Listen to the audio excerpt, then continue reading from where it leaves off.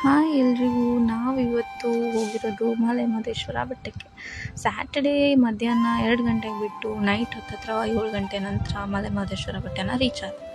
ಹೋಗಿ ದೇವ ದರ್ಶನ ಮಾಡಿ ಆಚೆ ಬಂದು ಒಂದು ಸ್ವಲ್ಪ ಫೋಟೋಶೂಟ್ಗಳನ್ನ ಮಾಡಿಕೊಂಡು ಅಲ್ಲಿಂದ ನಾವು ಹೋಗಿದ್ದು ಪ್ರಸಾದ ತಿನ್ನೋಕ್ಕೆ.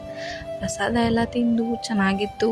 ಎಲ್ಲರೂ ಪ್ರಸಾದ ಸ್ವೀಕರಣೆ ಮಾಡಿ ಸ್ವಲ್ಪ ರಶ್ ಇತ್ತು, ಆದರೂ ಪ್ರಸಾದ ಎಲ್ಲ ತಿಂದು ಆಚೆ ಬರೋ ಅಷ್ಟೊತ್ತಿಗೆ ಹತ್ತತ್ರ 9:30 ಆಗೋಯ್ತು. ಪ್ರಸಾದ ತಿಂದು ಆಚೆ ಬಂದು ನಾವು ಅಲ್ಲೇ ರೂಮ್ನ ಸ್ಟೇ ಮಾಡಬೇಕು ಅಂತ ರೂಮ್ ಸರ್ಚ್ ಮಾಡ್ತಾ ಹೋದ್ವಿ. ರೂಮ್ ಸರ್ಚ್ ಮಾಡಿ ಅಲ್ಲೇ ಸ್ಟೇ ಉಳ್ಕೊಂಡು ಬೆಳಗ್ಗೆ ಎದ್ದು ಟಿಫನ್ ತಿಂದು ಅಲ್ಲೇ ಮಲೆ ಮಹದೇಶ್ವರ ಬೆಟ್ಟದಿಂದ ಹೊರಡೋಣ ಅಂತ ನೋಡಿದ್ವಿ. ಹೋಗ್ತಾ ಹೋಗ್ತಾ ದಾರಿಲಿ ಮಲೆ ಮಹದೇಶ್ವರಂದು ವಿಗ್ರಹನ ಕಾಣಿಸ್ತು. ಹಾಗೆ ವಿಡಿಯೋ ಮಾಡ್ತಾ ಗಾಡಿ ಟ್ರಾವೆಲ್ ಮಾಡಿಕೊಂಡು ರೆಡಿ ಆಗ್ತಾ ಹಾಗೆ ಹೊರಟ್ರು. ಮಲೆ ಮಹದೇಶ್ವರನ ಬೆಟ್ಟ ಇಳಿಬೇಕಾದ್ರೆ ತುಂಬ ಲೇಟ್ ಆಯಿತು.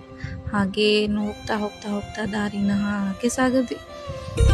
ಹಾಗೆ ಹೋಗ್ತಾ ದಾರಿಲಿ ನಮಗೆ ಮಂಕಿಗಳೆಲ್ಲ ಸಿಕ್ತು. ಅಲ್ಲೆಲ್ಲ ಒಂದು ಸ್ವಲ್ಪ ಅವಕ್ಕೆಲ್ಲ ಹಣ್ಣು ಹಾಗೆ ವಿಡಿಯೋ ಮಾಡ್ತಾ ಬೆಟ್ಟ ಇಳಿದ್ವಿ.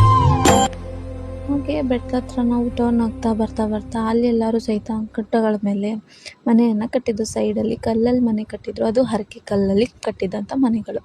ಅದನ್ನು ನೋಡಿ ನನಗೂ ಕಟ್ಟಬೇಕು ಅಂತ ಆಸೆ ಆಗಿ ನನ್ನ ಹಸ್ಬೆಂಡ್ಗೆ ಹೇಳಿ ನಾನು ಕಾರ್ನ ಸ್ಟಾಪ್ ಮಾಡಿಸಿ ಕಟ್ಟಬೇಕು ಅಂತ ಕಾರ್ ನಿಲ್ಲಿಸಿ ಹಾಗೆ ಅಲ್ಲಿ ಮನೆ ಕಟ್ಟಬೇಕು ಅಂತ ಹೋಗಿ ಸೈಡಲ್ಲಿ ಮನೆ ಕಟ್ತಾ ಇದ್ದೆ. ಅದನ್ನು ನನಗೆ ಗೊತ್ತಿಲ್ದಿರ ನನ್ನ ತಂಗಿ ವಿಡಿಯೋ ಮಾಡಿದ್ದರು. ಕಟ್ತಾ ಇರೋ ಕಲ್ಲಲ್ಲೆಲ್ಲ ನನಗೆ ಒಂದು ಕಡೆ ಕಟ್ಟಿದ್ದಾಗಿ ಮತ್ತು ಇನ್ನೊಂದ್ಸತಿ ಹೋಗಿ ಇನ್ನೊಂದು ಕಡೆ ಕಟ್ಟಿದೆ. ಅದು ಬೀಳಬಾರ್ದು, ಯಾವುದೇ ಕಾರಣಕ್ಕೂ ಬೀಳದೆ ಇದ್ದರೆ ಅದು ನಮ್ಮ ಹಕ್ಕೆ ನೆರವೇರುತ್ತೆ ಅನ್ನೋದು ವಾಡಿಕೆ. ಹಾಗಾಗಿ ನಾನು ಆ ಕಲ್ಲುಗಳನ್ನ ಮತ್ತೆ ನೀಟಾಗಿ ಜೋಡಿಸಿ 5 ಕಲ್ಲನ್ನ ಕಟ್ಟಬೇಕು ಅಂತ ಅಂದ್ಬಿಟ್ಟು ಫಸ್ಟು 3 ಕಲ್ಲನ್ನ ಕಟ್ಕೊಂಡಿದ್ದೆ. ಮತ್ತು ನಮ್ಮ ಮನೆಯವರೆಲ್ಲ 5 ಕಲ್ಲನ್ನ ಕಟ್ಟು ಅಂತ ಹೇಳಿದ್ರು. ಮತ್ತು ತಿರ್ಗಾ ಹೋಗಿ 5 ಕಲ್ಲನ್ನ ಕಟ್ಟಿ ಎಲ್ಲ ನೀಟಾಗಿ ಜೋಡಿಸಿ ಆಮೇಲೆ ಅದು ಬೀಳದಿರೋ ಥರ ನೋಡಿಕೊಂಡು ಹಾಗೆ ಅಲ್ಲಿಂದ ರಿಟರ್ನ್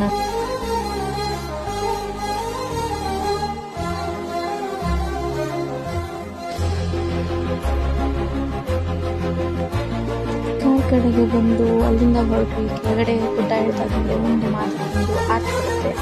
ಆರ್ಚ್ ಕಡೆ ಹೋಗ್ತಾ ಹೋಗ್ತಾ ಅಲ್ಲಿ ಸ್ವಲ್ಪ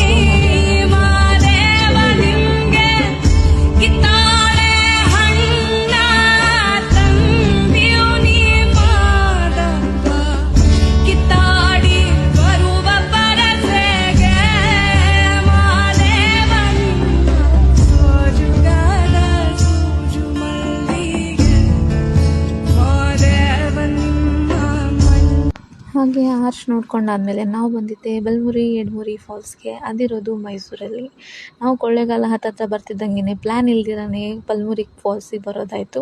ನನ್ನ ಹಸ್ಬೆಂಡ್ ಬೇಡ ಅಂತಂದರು. ನಮ್ಮ ಹಠಕ್ಕೆ ನಾವು ಈ ಕಡೆ ಕರ್ಕೊಂಬರೋದಾಯಿತು. ಹಾಗೆ ಬಂದ್ವಿ. ಎಷ್ಟು ಚೆನ್ನಾಗಿ ನೀರು ಹರಿತಾ ಇತ್ತು, ಸ್ನಾನ ಮಾಡಬೇಕು ಅಂತ ಅಂದ್ಕೊಂಡ್ವಿ. ಹಾಗೆ ಈ ಕಡೆ ಎಲ್ಲ ನೀರು ಸ್ಲೋಲಿ ಹರಿತಾ ಇದ್ದು ನೋಡಿ ನನ್ನ ತಂಗಿ ವೀಡಿಯೋಸ್ ಮಾಡಿಕೊಂಡ್ಳು. ಹಾಗೆ ಹೋಗಿ ನೀರಲ್ಲಿ ಆಟ ಆಡಬೇಕು ಅಂತ ಹೋದ್ವಿ. ಅಮ್ಮನೂ ತುಂಬ ಎಂಜಾಯ್ ಮಾಡಿದ್ರು. ನನ್ನ ತಂಗಿ ಆಯಿತು, ನಾನಾಯಿತು, ನನ್ನ ಹಸ್ಬೆಂಡ್ ಆಯಿತು, ಎಲ್ಲರೂ ಸಹಿತ ಎಂಜಾಯ್ ಮಾಡಿದ್ವಿ.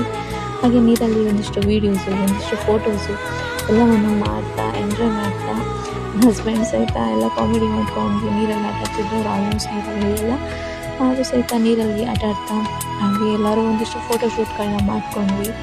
ನೀರಲ್ಲಿ ತುಂಬ ಎಂಜಾಯ್ ಮಾಡಿದ್ವಿ. ಎದ್ದು ಬರಬೇಕು ಅಂತ ಮನಸ್ಸೇ ಆಗಲಿಲ್ಲ. ಈ ಬೇಸಿಗೆ ಕಾಲದಲ್ಲಿ ನೀರಲ್ಲಿ ಆಟ ಆಡೋದು ಅಂತಂದರೆ ಸುಮ್ಮನೆ ಅಲ್ಲ.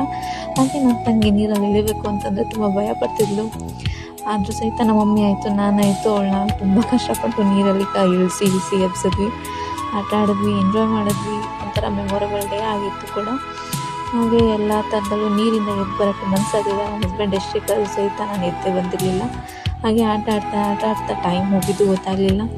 ನಾನು ನಮ್ಮ ಮಮ್ಮಿ ನನ್ನ ತಂಗಿ ಎದ್ದು ತುಂಬ ಎಂಜಾಯ್ ಮಾಡಿದ್ವಿ. ನನ್ನ ಹಸ್ಬೆಂಡೇ ಇದೆಲ್ಲ ಫೋಟೋಸ್ ವೀಡಿಯೋಸು ಮಾಡ್ತಾಯಿದ್ರು. ಅವರು ಎಂಜಾಯ್ ಮಾಡಿದ್ರು, ನಾವು ಎಂಜಾಯ್ ಮಾಡಿದ್ವಿ. ಅದೆಲ್ಲ ಮುಗಿಸ್ಕೊಂಡು ಹಾಗೆ ನಾವು ರಿಟರ್ನ್ ಬ್ಯಾಂಗ್ಳೂರಿಗೆ ಹೊರಡಬೇಕು ಅಂತ ತುಂಬ ಇದು ಟೈಮ್ ಆಗೋಗ್ಬಿಟ್ಟಿತ್ತು. ನನ್ನ ಹಸ್ಬೆಂಡ್ ಕಾದು ಸಹಿತ ನಾವು ಎದ್ದು ಬರ್ದಿರೋ ವೀಡಿಯೋ ಮಾಡಿಕೊಂಡು ಆಟ ಆಡಿಕೊಂಡು ನೀರಲ್ಲಿ ಕುತ್ಕೊಂಡಿದ್ವಿ. ಅಲ್ಲಿಂದ ತಿರ್ಗಾ ಎದ್ದು ನಾವು ಹೊರಟ್ವಿ ಮತ್ತು ಬ್ಯಾಂಗ್ಳೂರು ಕಡೆಗೆ.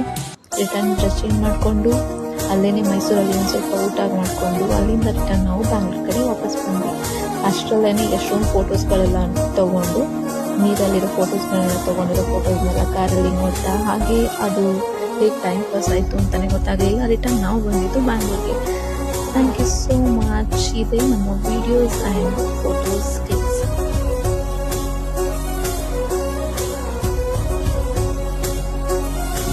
ವಿಡಿಯೋ ನಿಮಗೆ ಇಷ್ಟ ಆಗಿದ್ದರೆ ನಮ್ಮ ಚಾನಲ್ನ ಸಬ್ಸ್ಕ್ರೈಬ್ ಮಾಡ್ಕೊಳ್ಳಿ. Thank you.